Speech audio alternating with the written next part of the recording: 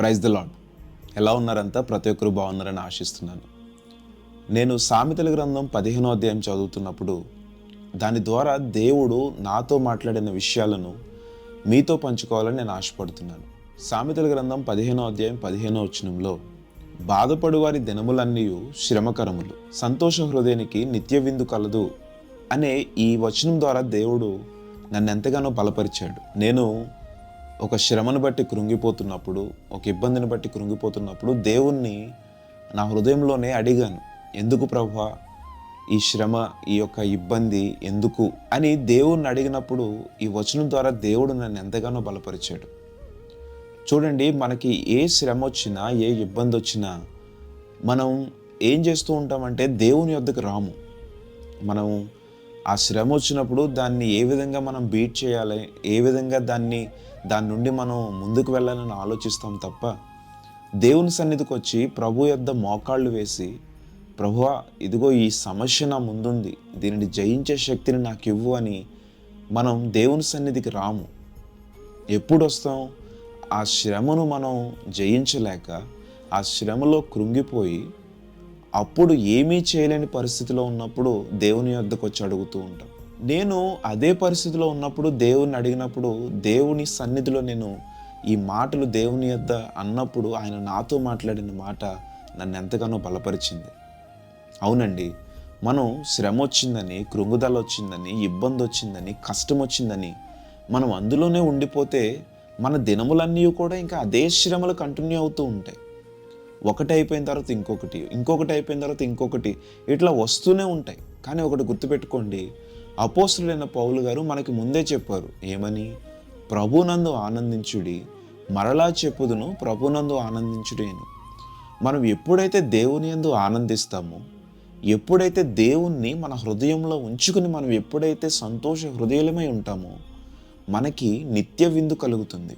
అంటే మనకున్న జీవితాన్ని బట్టి మనం దేవుణ్ణి స్తుతిస్తే, మనకున్న జీవితంలో మనకి దేవుడు అనుగ్రహించిన రోజులను బట్టి నువ్వు దేవుని స్తుతిస్తే ఆయన ఎంతగానో సంతోషపడతాడు. మనకు లేని దానికోసం ఎప్పుడూ ఆరాటపడకూడదు. ఉన్నదానిని బట్టి దేవుని స్తుతించాలి. నేను ఈ మాటలు చెప్తున్నప్పుడు నాకు ఒక సందర్భం గుర్తొచ్చి ఇప్పుడు మీ ముందు పంచుకుంటున్నాను. ఒక ఆత్మీయుడు అలా ఒకసారి రోడ్డు మీద వెళ్తూ ఉన్నప్పుడట తన స్నేహితుడు కనబడ్డాడు. సరే, తన స్నేహితుని పలకరిద్దామని వెళ్ళేలోపు తన కాలికి రాయి తగిలి కింద పడిపోతే తన స్నేహితుడు చూసి వచ్చి లేపాడంట. ఎప్పుడైతే తను లేపుతున్నాడో, ఈ చేయి పట్టుకుని లేపుతున్న సమయంలో ఈ ఆత్మీయుడు తన స్నేహితుడు పెట్టుకున్న ఖరీదైన వాచ్ను చూశాడట. సరే, వీళ్ళు మాట్లాడుకుని వెళ్ళిపోయిన తర్వాత ఈ ఆత్మీయుడికి, నేను దేవుని యందు బాగానే ఉంటున్నాను, నేను దేవుని పనులు బాగానే చేస్తున్నాను, నేను దేవునికి నచ్చినట్టే జీవిస్తున్నాను, కానీ దేవుడు నన్ను ఎందుకు దీవించట్లేదు అని దగ్గరలో ఒక చర్చ్ ఉంటే వెళ్ళి మోకాళ్ళేసి, ప్రభువా నీ మాటలు నేను చెప్తున్నాను, నిన్ను ఆరాధిస్తున్నాను, నీ దేవుని సన్నిధిలో పరిచర్య చేస్తున్నాను, నేను నిన్ను కలిగి ఉండి అనేక మందికి నేను సువార్త చెప్తూ ఉన్నాను, నేను నీ కోసం ఇంత కష్టపడుతున్నాను కదా, ఎందుకు నన్ను నీవు దీవించట్లేదు అని మొరపెడుతున్నాడంట దేవుని సన్నిధిలో. ఈలోపు పక్కనే ఒక అతను వచ్చి అతను కూడా ప్రార్థన చేయడం ప్రారంభించాడంట. అయ్యా, నీవు నాకు మరలా ఒక రోజునిచ్చావు, నీకు స్తోత్రాలు. మరలా నాకు ఇంకొక రోజుని నేను అనుభవించడానికి నీవు నాకు జీవమునిచ్చావు, నీకు స్తోత్రాలు. నాకు పనులు చేసుకోవడానికి చేతులు, చూడడానికి కళ్ళు, వినడానికి చెవులు ఇచ్చావు, నీకు స్తోత్రాలని ప్రార్థన చేస్తున్నాడంట. ఇతనేంటి ఈ విధంగా ప్రార్థన చేస్తున్నాడని అతని వైపు కళ్ళు తెరిచి చూసేసరికి అతనికి 2 కాళ్ళు లేవట. ఇక్కడ చూడండి, లేని దాని విషయమే అతను ప్రార్థన చేయట్లేదు. దేవుడు ఏవైతే ఇచ్చాడో ఇచ్చిన వాటిని బట్టి దేవుణ్ణి స్తుతిస్తున్నాడు. మనం లేని వాటి కోసం ప్రాకులాడకూడదండి. ఉన్న వాటిని మనం యూజ్ చేసుకుంటూ, ఉన్న వాటిని బట్టి, దేవుడు మనకు అనుగ్రహించిన వాటిని బట్టి ఆయన్ని స్తుతించాలి. అలానే మనకున్న శ్రమలను బట్టి వాటిల్లోనే మనం ఉండిపోకూడదు. ఆ శ్రమలోనే మనం కృంగిపోకూడదు. ఆ ఇబ్బందులు వచ్చాయని అదే ఆలోచనలతో మనం ఉండిపోకూడదు. నీకు ఎన్ని శ్రమలున్నా, ఎన్ని ఇబ్బందులున్నా నీవు దేవుని యందు ఆనందించడం మొదలుపెట్టు. నీకు శ్రమ ఉండి కూడా నీవు బ్రతికున్నావని అంటే అది దేవుని యొక్క వరమే. ఒక్కొక్కసారి సాతాను నీకున్న ఇబ్బందులు నీ ముందు పెట్టి, నీ వల్ల ఉపయోగం ఏంటి, నువ్వు చచ్చిపో అనే ఆలోచనలు కూడా నీలో కలిగిస్తూ ఉంటుంది.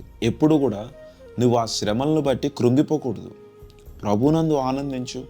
ప్రభువు మీద నీవు ఆనుకుని విశ్వాసం ఉంచి దేవుని స్తుతించు, కానీ ఎప్పుడూ కూడా శ్రమను నా యొద్ద నుండి తీసే ప్రభువా అని మనం అడగకూడదు. ఆ శ్రమను జయించే శక్తిని మనకివ్వమని దేవుణ్ణి అడగాలి. ఈరోజు ఎంతమంది శ్రమను జయించే శక్తిని, సహాయాన్ని ఇవ్వమని దేవుణ్ణి అడుగుతున్నారు? ఈరోజు చాలామంది ఏంటంటే, ప్రభువా నాకు ఈ కష్టం వచ్చింది, నా నుండి దూరం చేయి. ప్రభువా నాకు ఈ ఇబ్బంది వచ్చింది, ఈ ఇబ్బంది నా నుండి దూరం చేయని అడుగుతున్నారు తప్ప, ఈ కష్టంను, ఈ ఇబ్బందిని జయించే శక్తిని ఇవ్వమని ఎవరు అడగట్లేదు. ఈరోజు ఈ మాటలు నన్ను చాలా బలపరిచాయండి. ఈ బలపరిచిన మాటలు మీ ముందుకు తీసుకురావాలని, దీని ద్వారా అనేక మంది బలపరచబడాలని నేను అనుకుంటున్నాను. ఎందుకంటే దేవుని యొక్క మాటల్లో అంత శక్తి ఉంది. ఈరోజు నీకున్న ఇబ్బందులను బట్టి నాకే ఎందుకు ఇన్ని శ్రమలు వస్తున్నాయి, నాకే ఎందుకు ఇన్ని ఇబ్బందులు వస్తున్నాయని అదే కృంగుదలలో, అదే శ్రమల్లో నీవు ఉంటే, నీవు ఉండే రోజులన్నీ కూడా అదే శ్రమలు కంటిన్యూ అవుతూ ఉంటాయి. కానీ ఒక్కసారి నీవు దేవుని యందు ఆనందించడం మొదలుపెట్టు, నీవు దేవుణ్ణి కలిగి ఉండడం మొదలుపెట్టు, దేవుని మీదే ఆధారపడి జీవించడం మొదలుపెట్టు, దేవుని యందే విశ్వాసం ఉంచి జీవించడం మొదలుపెట్టు. నీవు గొప్ప కార్యాలు చూస్తావు.